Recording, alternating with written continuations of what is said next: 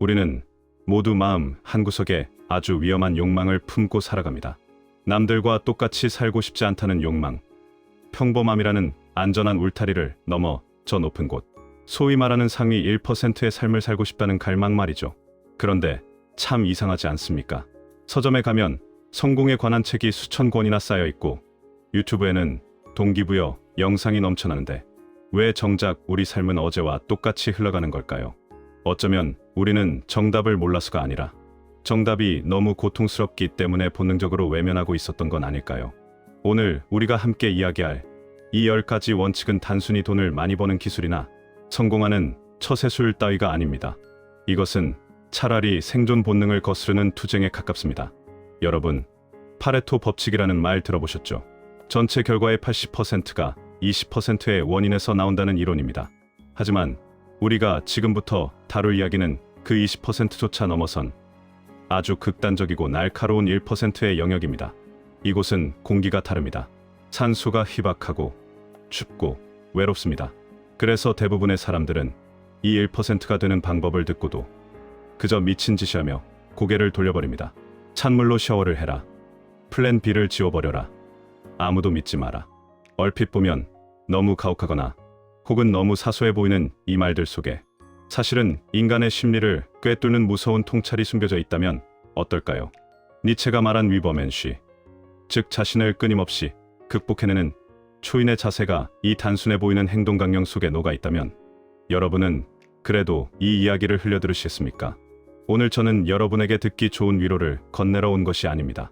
오히려 여러분의 무의식이 필사적으로 방어하고 있는 그 안락함을 깨뜨리러 왔습니다. 지금부터 들려드릴 10가지 이야기는 여러분의 뇌 구조를 물리적으로 바꿔놓을 수도 있습니다.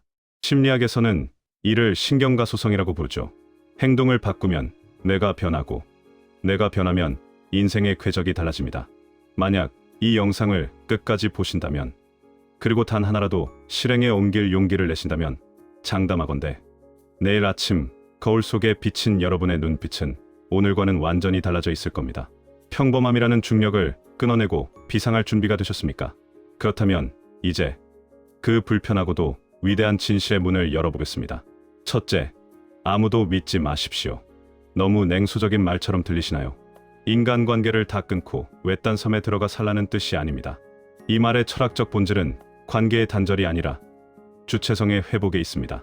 철학자 데카르트는 나는 생각한다, 고로 존재한다는 명제를 끌어내기 위해 이 세상 모든 것을 의심했습니다. 이를 방법적 회의라고 합니다.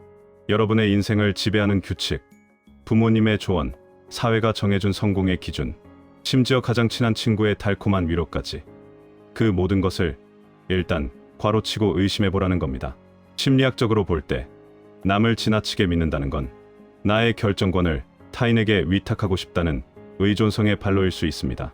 상위 1%는 자신의 인생이라는 배의 키를 절대 남에게 넘겨두지 않습니다. 설령 그것이 실수로 이어진다 해도 온전히 내 판단으로 인한 결과여야만 우리는 그 경험을 자산으로 삼을 수 있습니다. 타인을 믿지 말라는 건 역설적으로 나 자신을 뼈저리게 믿으라는 자기 신뢰의 가장 강력한 주문인 셈입니다. 랄프 왈도 에머슨이 말한 자기 신뢰가 바로 이것입니다. 세상의 소음을 차단하고 내면의 목소리에 귀 기울이는 그 고독한 순간 비로소 진짜 성장이 시작됩니다. 두 번째, 이성을 쫓지 마십시오. 이것은 단순히 연애 기술을 말하는 게 아닙니다. 경제학과 물리학의 원리를 관통하는 이야기입니다. 경제학에는 희소성의 원칙이 있습니다. 귀한 것은 비싸고 흔한 것은 쌉니다. 누군가를 필사적으로 쫓아다니는 순간 여러분은 스스로를 수요는 넘치는데 공급이 과잉인 아주 저렴한 존재로 격화시키는 겁니다. 물리학적으로 생각해 볼까요? 쫓아간다는 행위는 내가 가진 에너지를 밖으로 쏟아내는 발산입니다. 반대로 매력은 에너지를 안으로 끌어당기는 중력입니다. 태양은 지구를 쫓아가지 않습니다. 그저 거대한 질량으로 타오르며 존재할 뿐이죠. 그러면 행성들은 알아서 그 주위를 돕니다. 여러분이 자신의 일, 자신의 열정, 자신의 가치에 몰입하여 스스로 빛을 내는 항성이 될 때 사람은 자연스럽게 끌려옵니다. 쫓지 말고 유혹하십시오. 내가 나로서 온전할 때 타인은 나를 갈망하게 됩니다. 이것이 관계의 역학이자 매력의 본질입니다. 세 번째, 찬물로 샤워하십시오. 이 항목에서 많은 분들이 고개를 갸웃하십니다. 고작 샤워, 물 온도가 인생을 바꾼다고요? 네, 바꿉니다. 여기에는 아주 정교한 뇌과학적 기제가 숨어 있습니다. 우리 뇌에는 전대상피질이라는 부위가 있습니다. 인간이 하기 싫은 일을 억지로 해낼 때 이 부위가 활성화되고 물리적으로 커진다고 합니다. 즉, 의지력도 근육처럼 단련할 수 있다는 뜻입니다. 따뜻한 이불 속에서 나와 차가운 물을 몸에 끼얹는 그 순간, 우리 뇌의 가장 깊은 곳에 있는 본능적인 뇌, 일명 도마뱀 뇌는 비명을 지릅니다.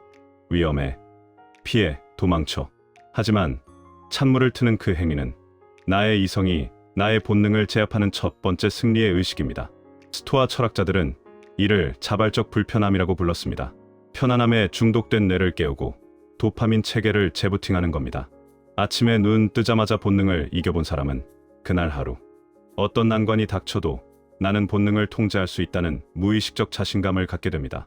이것은 위생의 문제가 아니라 정신의 주도권 문제입니다.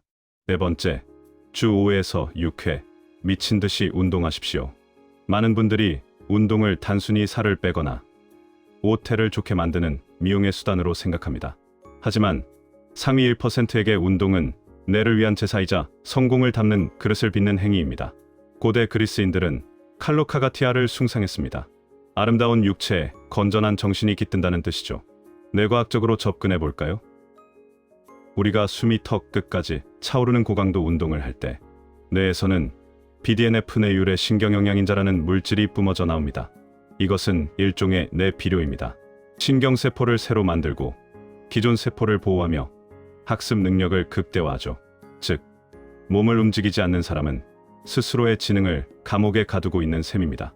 성공한 CEO들이 새벽 4시에 일어나 러닝머신을 뛰는 이유는 그들이 운동 중독자라서가 아닙니다. 그들은 알고 있는 겁니다. 오늘 하루 쏟아질 수천 개의 결정과 스트레스를 견뎌내려면 그 압력을 버틸 물리적인 엔진이 필요하다는 사실을요. 소크라테스는 말했습니다. 자신이 가질 수 있는 가장 아름답고 강한 육체를 보지 못하고 늙어가는 것은 수치다. 여러분의 몸은 영혼을 태우고 가는 자동차입니다. 페라리 엔진을 달고 달릴 것인지 녹슨 자전거로 달릴 것인지는 여러분의 땀방울에 달려 있습니다. 다섯 번째, 항상 자신에게 집중하십시오. 현대 사회는 우리의 시선을 밖으로 돌리게끔 설계되어 있습니다. 알고리즘은 타인의 화려한 삶을 끊임없이 보여주며 우리를 비교의 지옥으로 밀어넣습니다. 심리학자 레온 페스팅거의 사회 비교 이론에 따르면 우리는 타인과 비교할 때 필연적으로 불행해지거나 오만해집니다. 하지만 진정한 승부사들은 내부 통제의를 갖습니다. 세상이 어떻게 돌아가든 남들이 무슨 차를 타든 내 인생의 결과는 오직 나의 행동에 달려 있다고 믿는 태도입니다. 이것은 이기주의와는 다릅니다. 정원사가 남의 집 꽃밭을 부러워하느라 자기 정원의 잡초가 무성해지는 것을 방관해서야 되겠습니까? 여러분의 에너지는 한정된 자원입니다. 그 소중한 자원을 남을 관찰하고 비평하는데 낭비하지 마십시오. 오로지 어제의 나보다 나아지는 것, 나의 성취, 나의 실수, 나의 배움에만 레이저처럼 초점을 맞추십시오. 타인을 신경 쓰는 순간 여러분은 주인공이 아니라 관객으로 전락합니다. 여섯 번째, 플랜 B는 존재하지 않는다고 생각하십시오. 이것은 가장 위험하고도 가장 강력한 조언입니다. 많은 자기계발서가 리스크 관리를 말하며 안전망을 치라고 조언합니다. 하지만 손자병법에는 투지망 지연우존이라는 말이 나옵니다. 죽을 곳에 던져져야 비로소 살아남는다는 뜻, 바로 배수진입니다. 인간의 뇌는 안전장치가 있다고 믿는 순간 절박함을 끄고 안락 모드로 전환합니다. 이것이 여키스도슨 법칙의 역설입니다. 적당한 불안과 긴장이 있어야 수행 능력이 최고조에 달하는데 플랜 B는 그 긴장감을 해제시켜 버립니다. 아놀드 슈왈제네거는 말했죠. 나는 플랜 B를 싫어한다. 플랜 B가 있다는 것은 플랜 A가 실패할 때를 대비한다는 뜻이고 그것은 이미 실패를 염두에 두고 있다는 것이다. 돌아갈 배를 불태우십시오. 퇴로가 차단된 인간이 발휘하는 초인적인 힘은 안전한 항구에 머무는 사람은 평생 상상조차 할 수 없는 것입니다. 이거 아니면 죽는다는 각오가 여러분을 1%의 영역으로 밀어올리는 유일한 추진체입니다. 자, 이제 육체를 단련하고 시선을 내면으로 돌리고 퇴로를 끊었습니다. 일곱 번째, 스토아 철학자처럼 감정을 통제하십시오. 오해하지 마십시오. 감정을 죽이고 로봇이 되라는 말이 아닙니다. 인간은 감정의 동물입니다. 희로애락은 우리 삶의 색채죠. 하지만 1%는 감정의 노예가 아니라 주인이 되기를 선택합니다. 로마 황제이자 스토아 철학자였던 마르쿠스 아우렐리우스는 전쟁터 한복판에서도 명상록을 쓰며 자신의 내면을 들여다봤습니다. 그는 외부의 사건은 당신을 해칠 수 없다. 당신을 해치는 것은 그 사건에 대한 당신의 판단이다라고 했습니다. 심리학에서는 이를 인지적 재구성이라고 합니다. 화나는 일이 생겼을 때 즉각적으로 반응하지 않고 잠시 멈춰서 대응하는 능력입니다. 하수는 분노를 터뜨려 상황을 망치지만 고수는 분노를 에너지로 치환하여 문제를 해결합니다.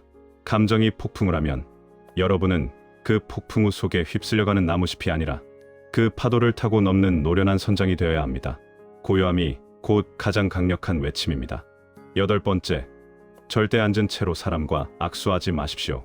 이것은 단순한 예절 교육이 아닙니다. 이것은 공간 점유와 존재감에 대한 동물행동학적 본능입니다. 조던 피터슨 교수가 말한 바닷가재의 법칙을 기억하십니까? 승리한 바닷가재는 몸을 크게 부풀리고 패배한 바닷가재는 몸을 웅크립니다. 여러분이 누군가와 인사를 나눌 때 자리에서 벌떡 일어나는 행위는 나는 당신을 존중할 준비가 되어 있으며 동시에 당신과 대등한 눈높이에서 교류할 준비가 되어 있다는 무언의 선언입니다. 앉아서 건네는 손은 나태함과 오만함을 보여줍니다. 반면 일어나서 상대의 눈을 보며 꽉 잡는 손은 신뢰와 활력을 전달합니다. 비즈니스는 논리로 시작되지만 결국 감정으로 체결됩니다. 그 1초의 찰나, 엉덩이를 떼는 그 사소한 수고로움이 여러분을 신뢰할 수 있는 사람으로 각인시킵니다. 디테일이 퀄리티를 만듭니다. 9번째, 부모님, 친구, 가족을 존중하십시오. 많은 사람들이 성공을 위해 독고다이로 살아야 한다고 착각합니다. 하지만 역사상 위대한 업적을 남긴 사람 중 뿌리를 부정한 사람은 없습니다. 유교적 교사상을 강요하는 것이 아닙니다. 이것은 심리적 안정기지에 관한 이야기입니다. 가장 가까운 사람을 소중히 대하지 못하는 사람이 어떻게 고객을 감동시키고 대중을 이끌 수 있겠습니까? 진화 심리학적으로 인간은 상호 이타주의를 통해 생존해 왔습니다. 나의 성공을 진심으로 기뻐해줄 이해관계 없는 내 편은 험난한 세상을 버티게 하는 최후의 보루입니다. 가까운 사람에게 함부로 대하는 것은 밖에서 받은 스트레스를 안으로 배설하는 가장 비겁한 짓입니다. 밖에서는 호랑이처럼 싸우더라도 내 사람들에게는 따뜻한 난로가 되어 주십시오. 그들이 주는 정서적 지지가 여러분을 다시 일어나게 할 연료입니다. 10번째, 사회의 영향을 받지 말고 스타일 있게 옷을 입으십시오. 이것은 사치가 아닙니다. 인지적 복식이라는 심리학 용어가 있습니다. 내가 입은 옷이 나의 사고방식과 행동에 영향을 미친다는 이론입니다. 의사가 가운을 입으면 더 주에 깊어지고 군인이 제복을 입으면 더 용감해지는 것과 같습니다. 유행을 쫓아 명품 로고로 온몸을 도배하는 것은 나는 자존감이 낮아서 브랜드의 힘을 빌려야 해요 라고 광고하는 것과 같습니다. 진정한 1%는 유행을 따르지 않고 자신만의 시그니처 스타일을 만듭니다. 스티브 잡스의 터틀넥, 마크 저커버그의 회색 티셔츠를 떠올려보세요. 그들은 옷 입는 고민을 줄여 본질에 집중하되 자신을 상징하는 이미지를 구축했습니다. 여러분의 옷차림은 여러분이 입을 열기 전에 세상을 향해 건네는 첫마디입니다. 단정하고 기품 있으며 나다운 옷을 입으십시오. 거울 속에 내가 근사해 보일 때 세상도 여러분을 근사하게 대접할 것입니다. 자, 여기까지 숨 가쁘게 달려왔습니다. 어떻습니까? 이 10가지 원칙들이 여전히 그저 뻔한 잔소리로 들리십니까? 아니면 가슴속 깊은 곳에서 그래, 이게 진짜 나를 찾는 길이었어라는 뜨거운 울림이 느껴집니까?